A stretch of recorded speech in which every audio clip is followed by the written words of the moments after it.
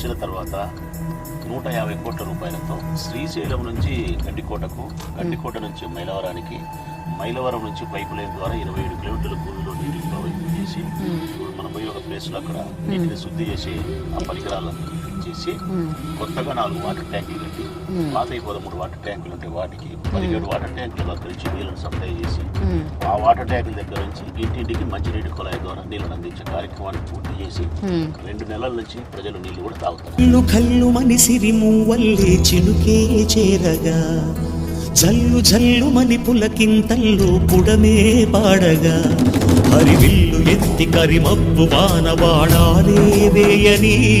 నిలువెల్ల మనసు వడగళ్ళు తాకి కడగళ్ళే తీరని, జడివాన జాడతో ఈ వేళ జన జీవితాలు చిగురించేలా,